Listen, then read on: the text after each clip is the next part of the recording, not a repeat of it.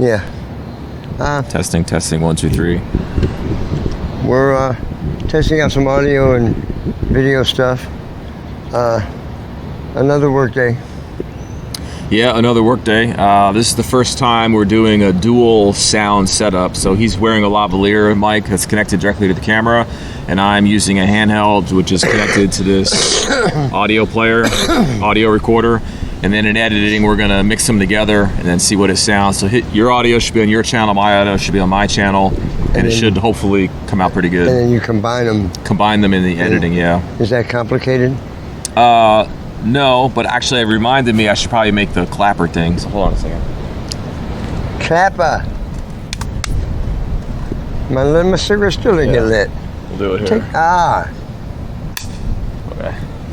Action. So now we look for that spike in the audio and we match it up to that. This one right here? Yeah, it made a spike when I hit it, and then we line it up to that, and then our lips will be synchronized with the sound. Okay, so I keep wanting to go like this. Yeah. And we can practice that. Yeah, we should probably practice that actually. Tomorrow, what time are you gonna get here tomorrow? Probably around 2:30. So hot, but.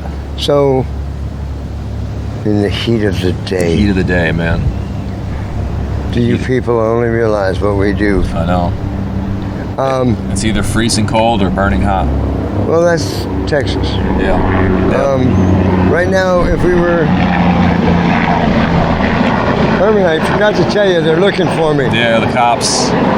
Police helicopter. See ya. Yep. I'm not Martin Bryan. I'm Josie Wales. Right. Actually. Yeah. That's my favorite Clint Eastwood movie. Okay, so we're doing audio tests today and getting things straight. We are learning as we go. Right. Yep. Definitely. Absolutely. I'll let you. Yeah. So I think what we want to do is when we start doing interviews with people. So say if you're going to be the guy with the yeah. Get a video, huh? We're just practicing. We're just practicing for something. Okay. Yeah. You want to say hello to our fans? I'm good. I stay away from that. Okay. A friend of mine. Thanks, Bob. All right, man. Friend of mine. I can't say no to certain people. Right. Especially, it's a cigarette. Right. Yeah. It's not $1,000 loan. Right. It's a cigarette. Right. Yep. And it burns me up when people say no. I don't let it on that it burns me up. But Right. it does because I'm like, it's a cigarette, man. Right. Exactly. It's going to kill you and Exactly. the other person anyway. Yep. So, which is why I don't want to be manipulative in anything we do, but I really like that quote from Matthew. Matthew 25:40. Yeah, and the king shall answer them and say, as you do unto the least of these, you've done unto me. Yep. Exactly. There's a reason why Jesus Christ said that. Yeah. And a lot of people just don't get it. And if you try to use that while you're panhandling, it comes across as being manipulative, conning. Right. Yeah. And I don't want people to think that of me.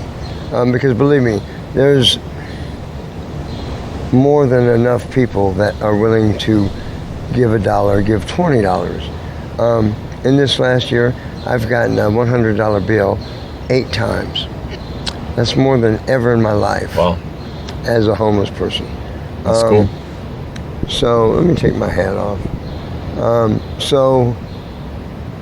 I don't want to seem manipulative. Right. I'm not. Right.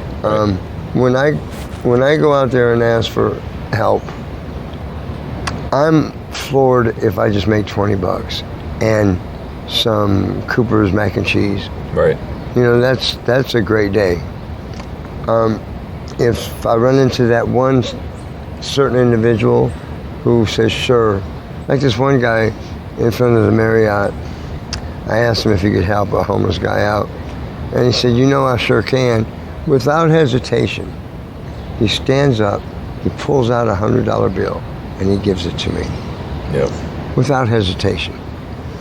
One time this past year, 3 times this past year, I helped drunks get back to various hotels. I panhandled them, and the minute they started responding, I realized they were drunk. The first guy, he was really trashed, and he was leaning up against the building with the owl on top, down on 4th and Congress. Yep. Yeah, and he was leaning against me. He said, "Look, I'll give you some money, but you got to help me. You give me directions back to my hotel." And I said, "Well, where do you stay?" And he said, "At the Hyatt." And I said, "At the Hyatt Place, at the Hyatt Omni, at the, There's multiple Hyatts downtown, yeah. He said, "The Omni." I said, "Well, come on," because I stay up here around 9th anyway. Yep. So there was no skin off of my nose to help this guy. And I did. I literally had to put my arm around his waist and guide him. Yeah. Because he would have been hit by a car. Yeah. And at that point, that's all I was concerned with. And I was on my way up that way anyway. Herman, I had made $37. Yeah. I had enough money for everything I needed. Finishing up the night and going into the next day, or into the morning, I had enough. Yeah. So at this point, it was about helping this guy get back without getting killed. Right, exactly. Turns out he's from Pennsylvania. I walked him up to the Omni, and he didn't want me to walk him up to the doorman, to the valet doorman valet people. So we stopped right there at the driveway, and he said, "I'm gonna give you something, man. I can't tell you how much I appreciate your kindness." And I said, "Dude, I got enough." By this time, in the 10 minutes it took us to walk from 4th and Congress to 8th and Brazos, it was nothing, man. Yeah, I just wanted to make sure he didn't get hurt. Right. Exactly. Even though he was a Steeler fan. I hate the Steelers. Well, I think that surprises people. And actually, to be honest, it surprised me the first time you ever told me that when you get a certain amount of money for the day and you're good for the day, you have enough for food, you have enough for what you need for the day, you stop. Yeah. And you're not greedy and you don't keep going. I was like, wow. And that just kind of surprised me, because I guess in your mind, you're always thinking people are just all about the money, get as much as they can from everybody. But you're not like that. You're literally trying to get through your day. And once you have enough to get through your day, you're good. And you just kind of be thankful for what you have. And when I first heard that, it's kind of surprised me. Yeah, but it's true. It is true. And I've always been honest with you. Yeah. And you know that. Yeah. I felt that was important if we were going to become creative partners, Right. and friends. Yeah. Friends more than anything. Right. Because at the time we met, this was just in the future. It's an idea more than... It was more an than idea anything, in my mind and an idea in your mind. Yeah. But we had not broached the subject yet. Right. And I wanted to be honest with you, man. And I felt like showing you all of me was the best way to be honest. And I am. Listen, on Sundays at St. Mary's, I used to go from the 7:30 Mass, 9:30 Mass, 12:05, the 1:45, the 3:30, the 5:30 Mass. Right. And I'd stay there all day, no matter how much money I had in my pocket. And every once in a while I'd dip off into the bathroom and I'd count my money and I'd think, oh, and I'd go back to outside. Right. Not from a greed standpoint, but it was that one day I knew I would have enough if I need to buy a pair of pants for $20. Yeah. If I need to buy some underwear for $15, or if I needed some hygiene, or whatever I needed that cost more than $30 or $40. That one day might get you through the week. That one day, Yeah. it does get you Yeah. through the week, Yeah. especially now since I've given up the drugs. Yeah. So it wasn't that I was being greedy. I was building a little roll to live off of. Right. That meant if I left with 80, 90, 100, $120 at the end of those masses, my friends will have insured me that I can make it financially till at least Tuesday, Right. even on the meth. Because $10 worth of meth will keep someone of my height and my weight going. You know what I mean? It'll get the job done. Right. So it's never been about greed, and the Sundays aren't about greed. In fact, now I quit. I quit when you get there, Yeah. no matter how much money I have. And in fact, I was giving you half of what I made for our budget, for the documentary we were originally planning. Right. Was I not? Yeah, you were. That's true. So, excuse me, it wasn't about greed, it was about need. It was about need. I know Herman knows that and believes that, but for those of you watching, it is not about greed, it is about need. I do well on Sundays only because the people at this church love me, they care about me, they pray for me, they bring me more than money. They bring me a t-shirt. Yeah. This hat. This is a cap where you just soak it in cold water, Oh, cool. drain it a little bit, Oh, that's neat. and then put it on your head. Easy to wash. Yeah. And it keeps your head cool for the next hour. Oh, okay. Oh, Yeah. right, because it's damp. Yeah. That's neat. Yeah. It holds the cold Yeah. water. Yeah. It holds the coldness of the water in, and even under a scorching sun like we have in That's a Austin. pretty thoughtful gift to Yeah. give you. Yeah, that's pretty cool. The guy who walks, he's got a bad walking a disability, something in his hip, I or feel like whitish hair. yeah, Oh, I think I've seen it Yeah, before. with the goatee. Yeah. good guy.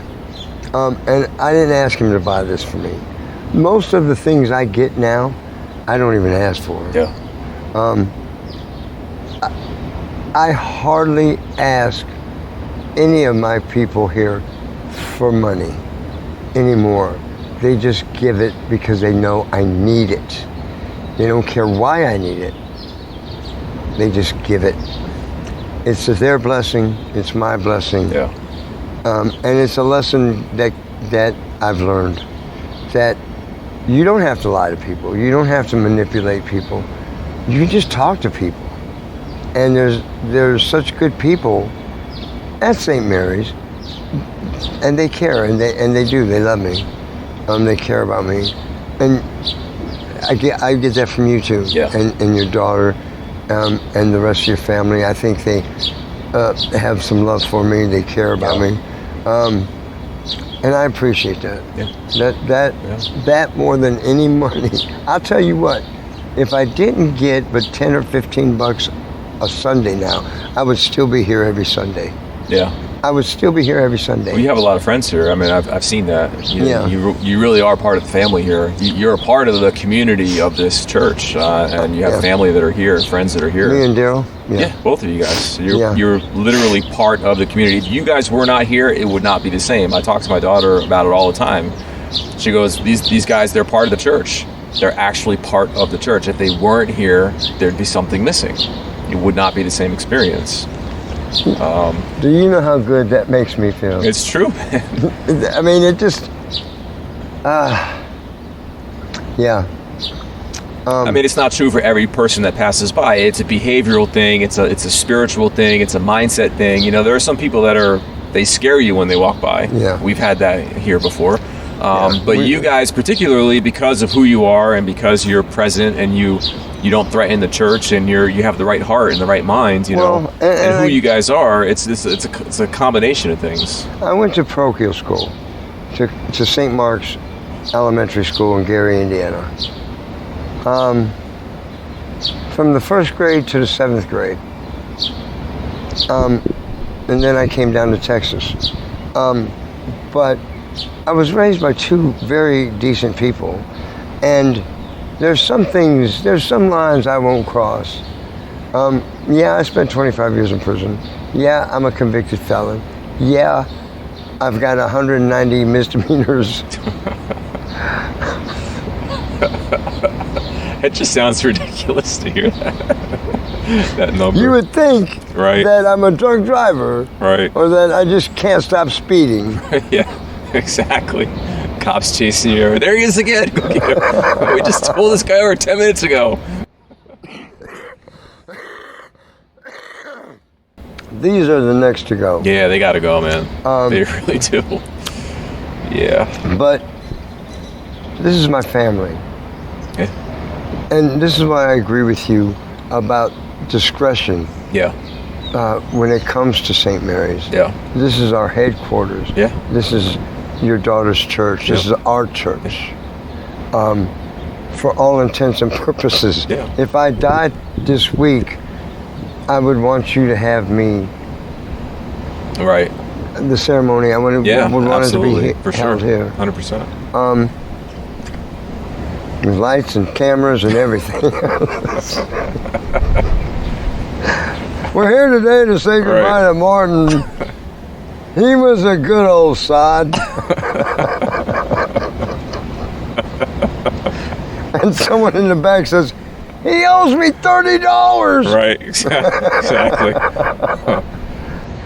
I do need to give up the cigarettes. You do, man. You really do. Just 6-7 years ago, I was running Town Lake. Wow. Yeah. Wow. Not running fast, but I was just jogging. Yeah. You know, I had a middle-aged gait, you know, just put on some headphones and some Journey, and off I went. I'd hit the Town Lake Trail down there at Trinity and Cesar Chavez, cross under Congress Street Bridge, half a block up, go down to Lamar, and come back to the other side to the Congress Street Bridge, and come on up. Not a great distance, but it's kept me healthy. I was diagnosed with bronchitis in sometime in 06, and they said, don't worry about it, you need to quit smoking, but other than that, there's not much you can do about it. Right. They gave me some antibiotics, because it inflames. Right. At times, and at those times, they'll give you antibiotics. I should probably go get some now, but who's got time? I don't have a primary care physician. Right.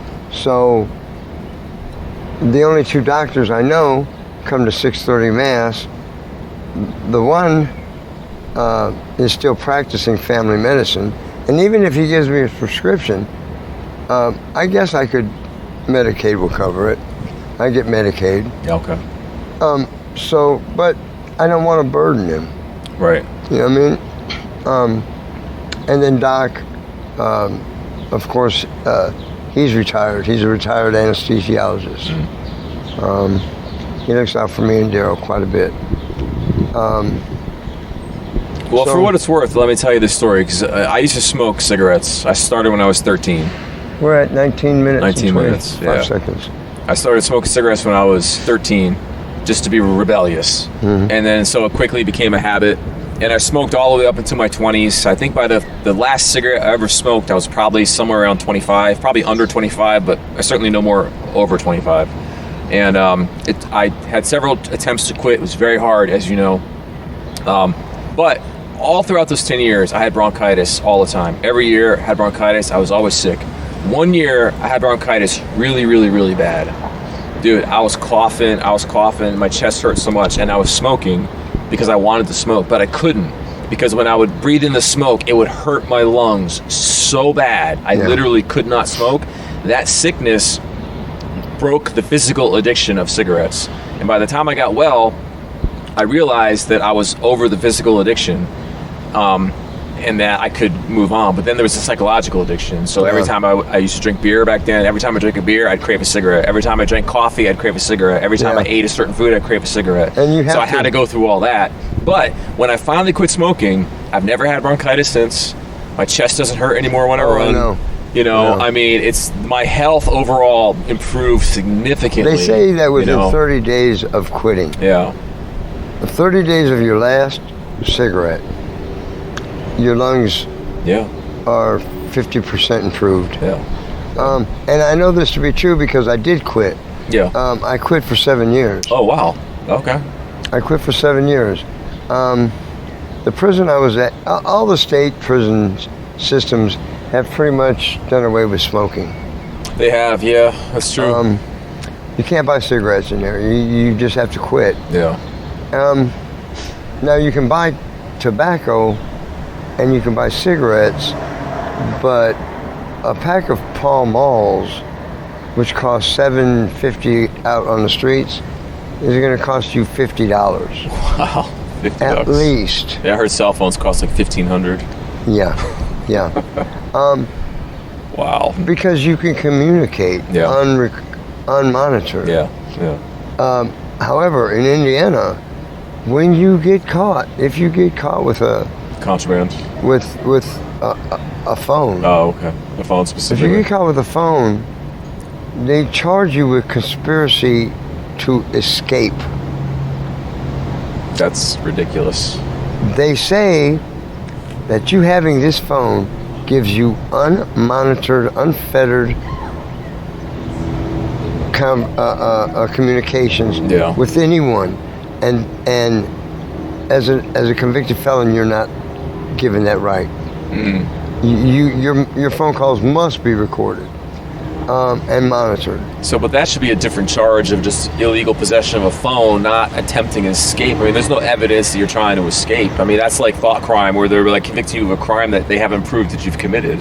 And that was, maybe you're just talking to your mom or your girlfriend or something. You just don't want to, you know. And that is the argument that we used. Yeah. Well, not me, but my friends that are still in there. Yeah. Because some of them would call me. Yeah. They would call me. I'd write them a letter and say, "Hey, this is my number. I'll set up a payment plan, and you can call me." Right. And so they'd call me, collect a few times, and we'd talk. It didn't cost me too much, $20-$30 a month. Yeah. And I was working, so I could do that. And then one day my friend calls me, says, "Marty, what you doing?" I said, "Mike, what? Did you escape? Are you out?" He said, "Well, I'm out of my cell, but I'm still in the Pendleton Reformatory." Right. And so I only saw a couple of cell phones. I got out in January of '06, and I only saw a couple. Well, here at the end of the video here, let me practice passing the mic back and forth. I want to see how that works in the editor. Okay. Unless we need to stop. Is your friend coming over? No. Oh, okay. Let me take this off. Okay. And unplug this. Okay. Okay, so now we're just on the handheld. Okay, cool. All right, so now we're just on one microphone. I'm Chet Brinkley with ESPN. We're here today with new Pro-Am champ of the golf circuit, Blakely Ihorn. Blakely, you just won your first Pro-Am tournament, beating out Tiger Woods, Phil Mickelson, and some guy named Jack somebody. What do you think? How do you feel? Well, I feel pretty good. I've been practicing hitting little balls with big sticks for a long time, and it finally paid off. Well, I get that a lot, too. I'll do the microphone. I work for ESPN, not you. The arrogance of these guys. Here, hold it. Okay. And so ask me, tell me, Ricky Bobby, you just won your first race.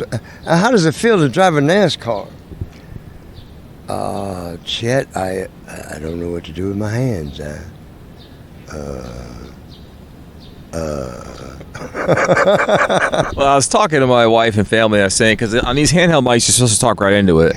So we're practicing how do I approach somebody. And my wife is saying to hold it down here, not... Because I was interviewing my wife, and she's like, get that out of my face. Your wife might be onto something. She's like, she kept pulling back. Every time I come in, she'd pull back. And I'm like, what's the matter? She goes... She says, no, you gotta go, like, you too, like... Don't.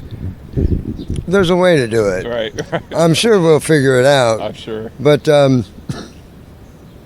we're here with Long Dong Silver.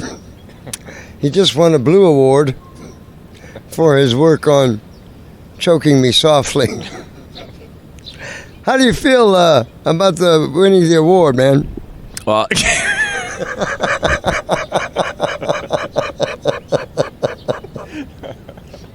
Not gonna work. No, it's not gonna work. Well, then, so I'm going like this. So I go like this to my wife. I'm like, so if I hold the mic here, I said, now what if it's a woman and I'm getting really close to her breast? She goes, what woman has breasts up by her mouth? And I'm like, okay, good point. I said, I don't know. Augmentation surgery? I mean, I have no idea. A really big-breasted woman. Yeah. But no,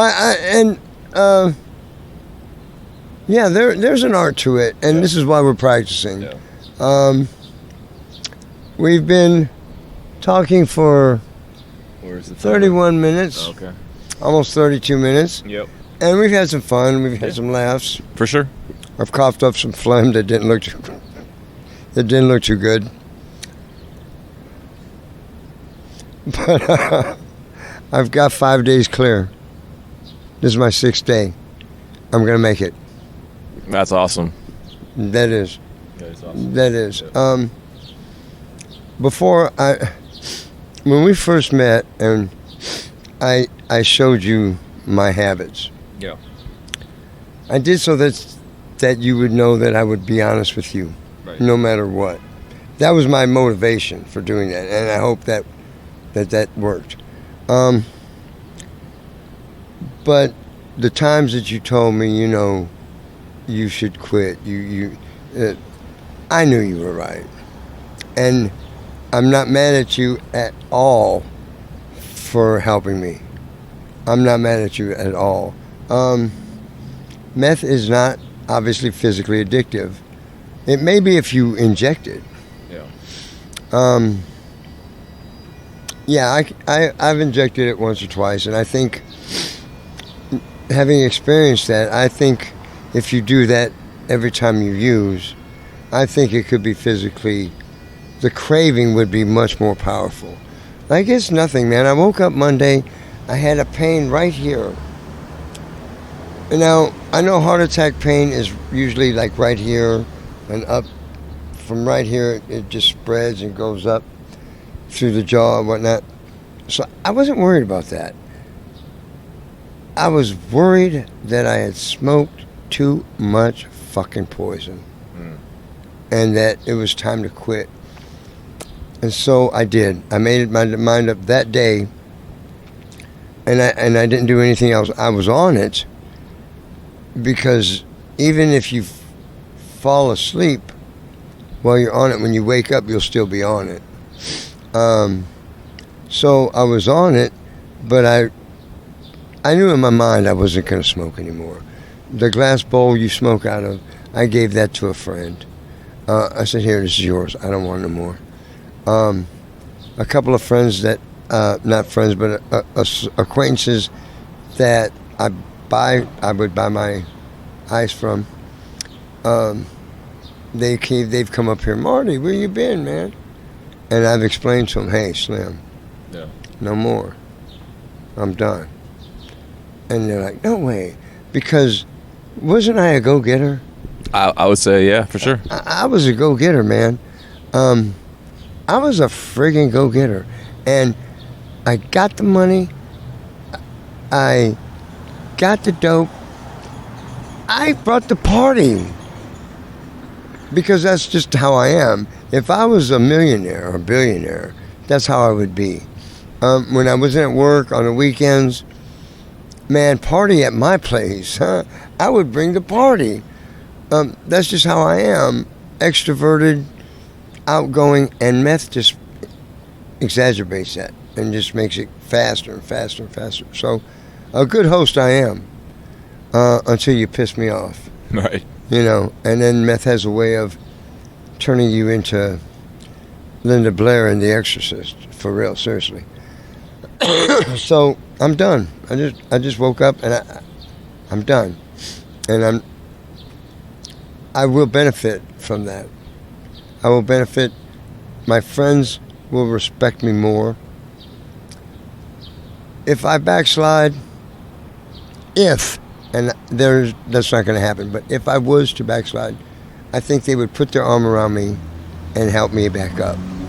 I'm glad you said that, because I wanted to say that to you. I didn't want to encourage you to do it, but I wanted to let you know that I understand the reality of life, and if there's a confluence of events that were to happen, that were to overwhelm you, and you were to slip and to go back, I wouldn't want you to have a bunch of guilt, or I would still love you and accept you, and we'd roll through it together. I wouldn't want you to be so consumed with guilt, like, I can't face Herman now because I smoked again. I'm going to let him down. I mean, I don't want you to do that.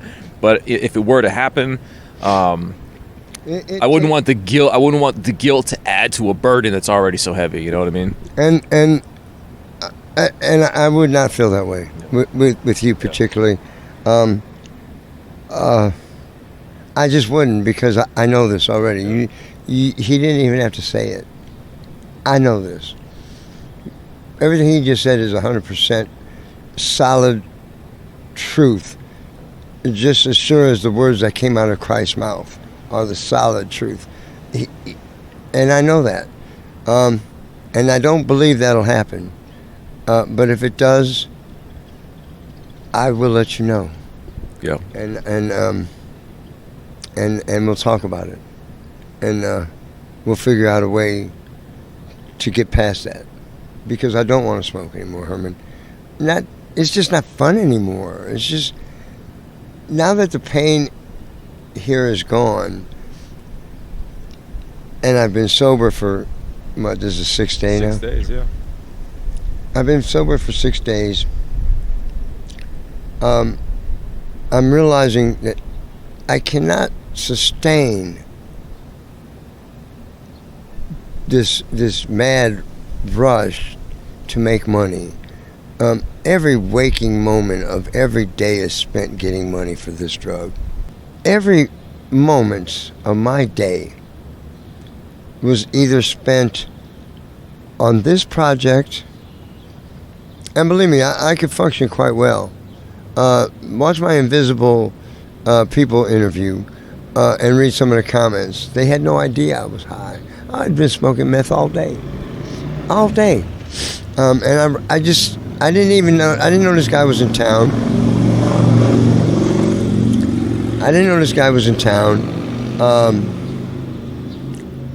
We just ran into each other. In fact, my head was down, and he said, "Hey, Martin." I said, "Hey, you got some money?" And I didn't recognize him. I said, "How you know my name?" And then right away I said, "Do you have any money?" And he said, "Martin, I met you 3 years ago." And it came back to me. But I have short-term memory issues even without the meth. Well, that was a really good interview that you guys did. It was really great. And yeah, they're right. You were high, and you always do. It always amazed me how able to function you were when you're high. But I can tell you though, for the past 6 days, I've noticed you've been very even. Very focused, very productive. I mean, and very consistent. Like, it's just been really awesome. I've been busy this week. I've been busy, and we've got some content together. And yeah, you almost filled up that notebook. It's almost full of writing already. It's hard to believe. Yeah, it's halfway. Well, drafting essays or whatever you're writing, whether it's a story a fiction or an article. And we've got a lot of work done. All of these pages are minutes from our work meeting. Right. Just one work meeting. Imagine if we worked every day. I mean, we do work every day, but imagine if we had a meeting every day. The revised mission statement got written. A new article called Responsibility got done. A winter's evening got done. The launch of social imperatives. Another work day for social imperatives. Interviews. I did the interview with Mike. A lot's gotten done.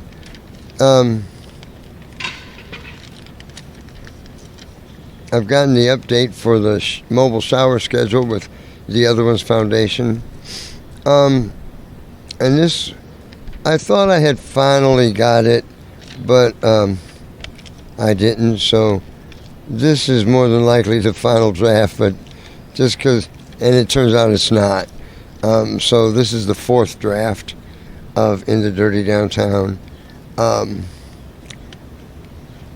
Poetry's a weird creature. I've never studied poetry. I've read Edgar Allan Poe's poems. I've read a lot of other horror genre writers' poetry, and it's always dark. It's always mystical, mystifying, filled with analogies. And that's what I'm trying to get with this particular poem, In the Dirty Downtown, because I want to show a contrast between the exorbitant wealth that rules this city and the poor people who are right there on the surface at the bottom, being ignored or trampled on. Not literally, but figuratively speaking, being trampled on. And at some point, it doesn't matter why. It doesn't matter. Yes, homeless people act badly. And sometimes they deserve the negativity and the bad jeers they get, the bad critique they get. But overall, we're all human beings, man, and we need you. I'm getting closer and closer.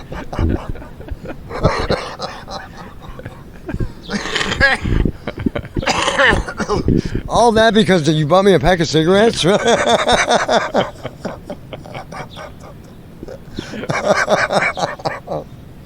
it was like I'm talking and I'm looking at my notes, and then now I'm ready. Yeah, I'll take a bite. So we're learning, folks. We're learning. First run. We're at 46 minutes. Okay. You think we've got enough material? I think so. Battery's running low in the audio recorder too. Okay, well, guys, stay tuned. You'll see some of this on our site, and we'll get better. We'll get better. You think we'll get better? I think we'll get better as time goes on. So long, y'all. All right.